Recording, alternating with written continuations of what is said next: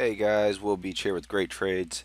Just wanted to jump on here real quick. It is Sunday, March 29th, and just go over a couple things. I had somebody ask me about Jnug, so I just want to touch base on gold in general.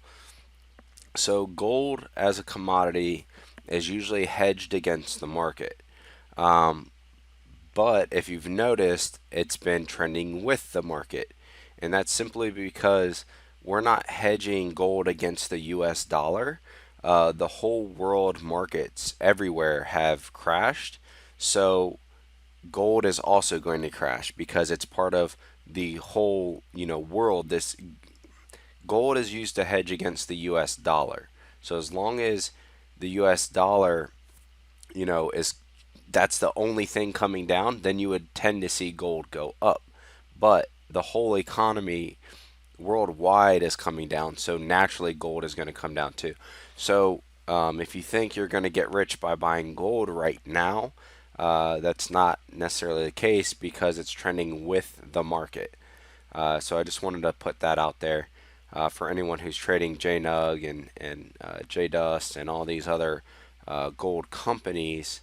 You're not hedging against the US dollar right now, so it's trending with the market. So if you're going to trade gold, you're trading gold with the market right now. All right, secondly, there was some news. Jeffries Group, that's JEF.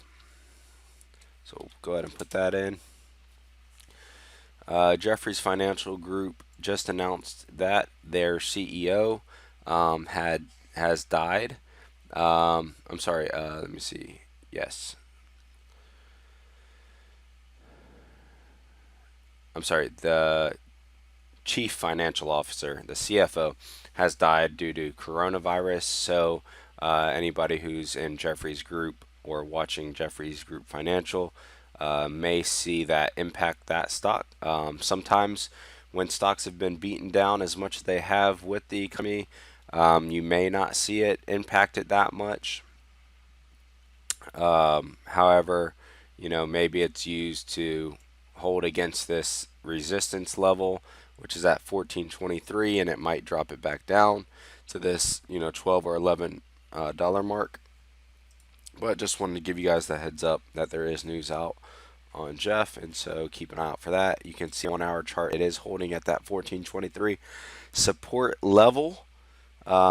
So this might bring it back down, which means this 50-day moving average 1356 would be its next level, and of course then after that you're talking about coming down into these high and low 11s.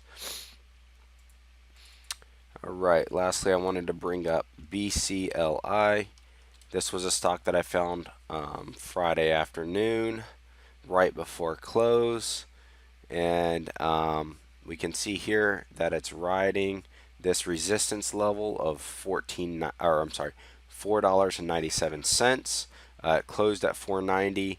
It's got a bid of 495 and ask of 513. So we're looking to break through that. We can see back here on last Tuesday, that it had this big break. So we know that potentially we could be running up back in these levels. And actually, this is the play I'm looking for on Monday. We do have a confirmation that occurred right here. And you can see from that point, we've been going up. The confirmation I got Friday was right here.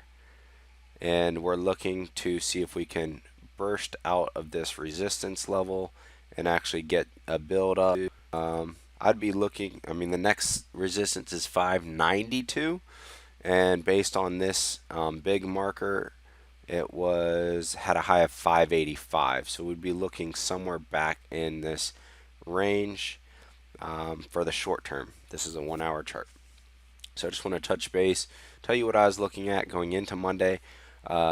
These bios have been going crazy lately. If you've been paying attention to NVAX, OGen, and a few other ones that I've been tracking, Bcli, because everyone's in search for this cure for coronavirus, so naturally biotechs are going to be pumped up. And so you do have to be cautious. The volatility on bios are going to be much, much higher, but we can see that there's good opportunity there to make some money. But you can see, like in this instance, that was in the after hours or pre-market.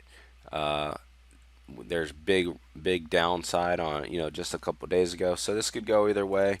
But with these technicals, it looks like we should be able to break out of this resistance. I'll be checking early Monday through the pre-market to see if we're able to do that. So BCLI is what I'm looking at for Monday. Again, subscribe if you haven't subscribed yet, and stay informed with what I'm watching. Go to my Facebook page, Free Stock Advice on Facebook, and you can like that page and follow. I post a lot more just kind of like news articles and fundamental stuff on that page just to keep everyone in the loop, as well as if I make YouTube videos, I also post them there. Which is again my main source of trading is on the technical side. So that's what I use, but I always like to see what's going on news wise as well. Um, with that being said, if you have any questions, it's always nice. You can Facebook message me or anything like that. And see you guys next time. Thanks.